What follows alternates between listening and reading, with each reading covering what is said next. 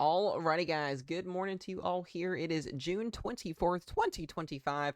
Hope you guys are all doing well out there this morning. We've got some pretty big breaking news this morning, guys, in terms of a hurricane season here. We just got our first named storm of the year, Tropical Storm Andrea, well out into the Atlantic Ocean. This is expected to weaken and pretty much fizzle out into nothing. I mentioned yesterday in the video, if this had a good chance of developing, it would be either in the next 24 hours to 36, 48 hours here, and then move off to the northeast into unfavorable temperatures and water temperatures, as well as shear, and it is actually going to do that. But we did get that official A-name storm this morning here as the 11 o'clock advisory is coming in here mid-morning here for you guys. That once again, that storm not expected to make landfall anywhere, just going to be a fish storm. We typically see that a lot this time of the year. We'll get to what that looks like here in just a second and why things are happening the way they're happening up there. But we do have a couple days more of severe weather here, and I've mentioned these day-to-day marginal risks, these scattered risks that we're going to see, these isolated marginal and slight risk days on top of our ridge that's going to be dominating, continue to dominate here in the lower 48 here into portions of the Ohio Valley, the southeast. Really, most of the United States is going to be very, very warm. Extreme heat warnings, heat advisories across the United States as well right now.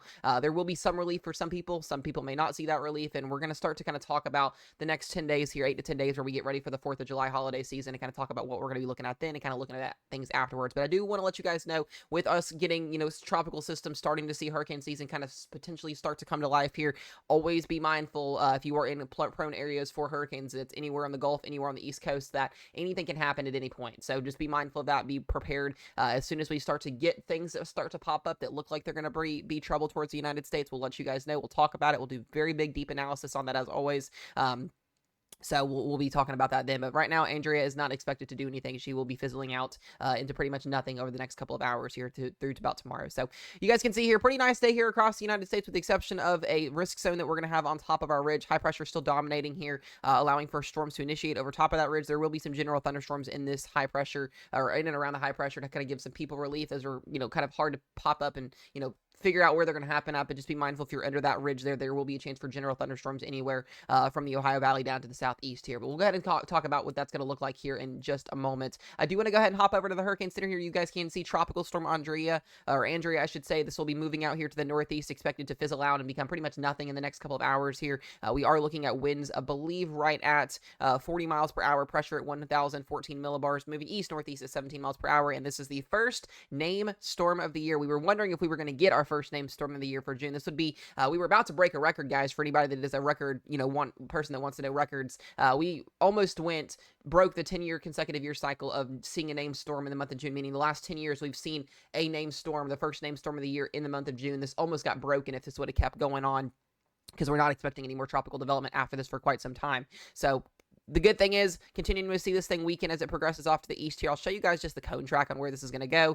Really by, Wednesday, 2 o'clock in the morning tomorrow, this is going to be gone. It's going to be out of here. It's going to be pretty much dust at that point. So not expecting any much to form with this. And you can actually see on the water vapor imagery here, the temperature, the GOES 19 here, you can actually see what was pretty decent convection.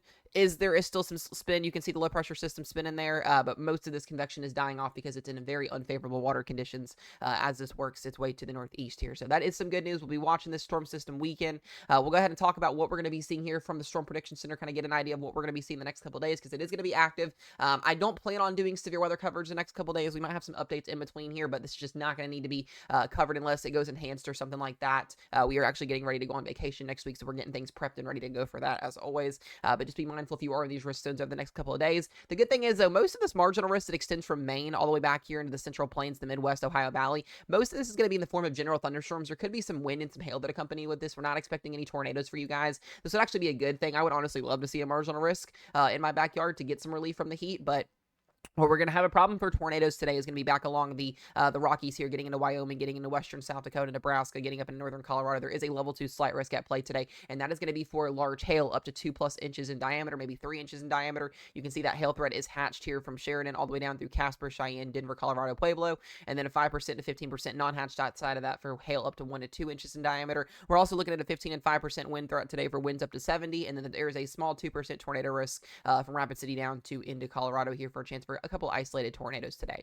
We get to tomorrow, things shift a little bit more here. We are going to have the chance for some decent sized severe weather tomorrow. Charlotte, North Carolina getting into Columbia. South Carolina, North Carolina will have a chance for some elevated wind threat tomorrow. Could see some scattered wind gusts up to 60 to 70 miles per hour. Another area down here as well, down into the Florida Panhandle, getting into southern portions of Alabama, getting into Georgia. You guys haven't seen severe weather in quite some time. We are looking at the threat for some damaging winds, maybe a brief spin up tornado down there, although that's going to be very, very isolated if anything does happen.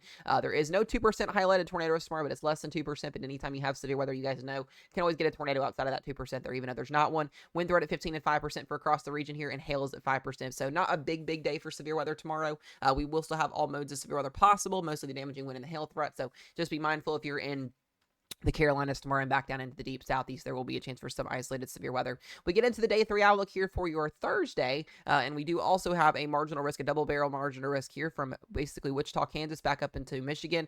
Another marginal risk down here from the southeast up into the mid-Atlantic here. Both of these are going to be wind and hail driven, not looking at really much of a tornado threat at all because we're just not going to have a lot of low-level shear out there, so that will be a good thing. And then we start to kind of turn things a little bit here, and we do need to watch getting into Friday here, where we could see a more vigorous wind and hail threat, maybe a brief tornado threat back up here into the Dakotas, getting up in Nebraska again. Like I mentioned, we'll still continue to see zonal flow across the region, so this will promote those MCSs, those wind complexes, those storms that we typically see. So something to be mindful of. This will probably continue through the weekend here, getting into day 5, day 6, and day 7, and day 8. So we'll see how this plays out going into the weekend here, but there could be some severe weather into the weekend as expected when you have zonal troughing like this. So we'll kind of talk more about that here in just a second. Here's a rough idea of what the day is going to look like today across the Rockies here. We can see showers and storms that will be convecting later on this afternoon.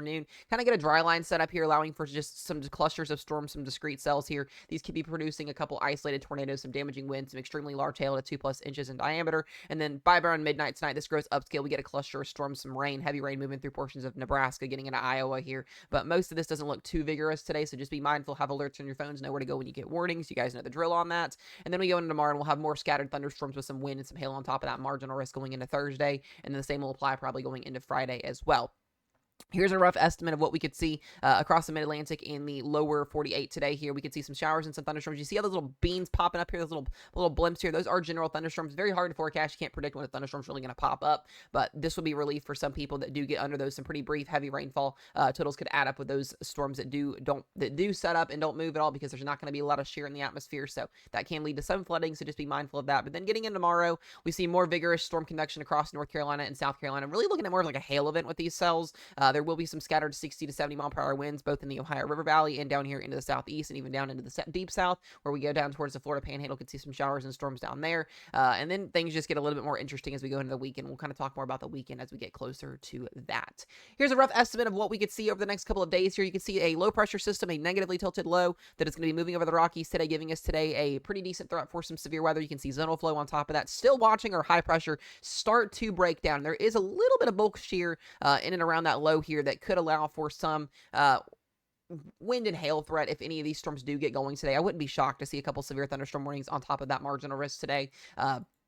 Just given there being a little bit of shear. But going into Wednesday here, we'll see that trough eject. Most of that shear clears out. High pressure continues to dominate. Looking at a little bit of a low pressure system that's going to move in across Florida, giving tomorrow's threat down in the deep south there a chance for some wind, some hail, and a brief tornado. And then we go into Thursday and Friday, and this is where things get just a little bit interesting. You guys see this a little bit more darker gradient of shear here going into Friday and going into Saturday here. This is where we could see maybe a Boeing line segment develop again. You get zonal flow here. Most of the United States will see general thunderstorms, but we're not looking at anything severe. That severe weather would stick to North Dakota, northern Nebraska, South Dakota, Minnesota, getting up into Montana here. Just something to kind of watch going into the weekend. But I do expect a pretty nice weekend for most people, and eventually that'll have to go somewhere. That shear will start to kind of work its way into the Great Lakes there going into Sunday, and then going into next week, we could still see a very, very strong high pressure system. There will be a weak low off the west coast here going into next Monday and Tuesday as we get closer to the 4th of July. There is a huge high pressure system that's going to be sitting here, a little bit of shear kind of going to interact with some of these thunderstorms here, and then when we would see some general low and severe weather threat possibly up into the Great Lakes, the Northeast, going into next Monday, going into next Tuesday.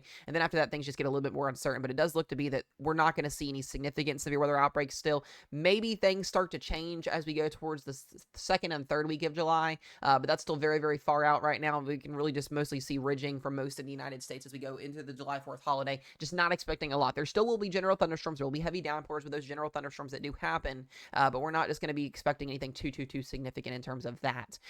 Most of the general thunderstorms that do pop up will be associated with any lows or high pressure systems that get going here through about Friday, Saturday. You can see more of an organized severe weather threat setting up maybe going into Sunday and Monday across the plains here, across the Midwest, and then we go into Tuesday and Wednesday of next week, and there could be some showers and thunderstorms across the Tennessee Valley, the Ohio Valley as we go to the 4th of July. But other than that, really just be mindful if you're out and about. Don't get struck by lightning. Don't do nothing crazy. If you hear thunder, go inside. You see lightning, go inside.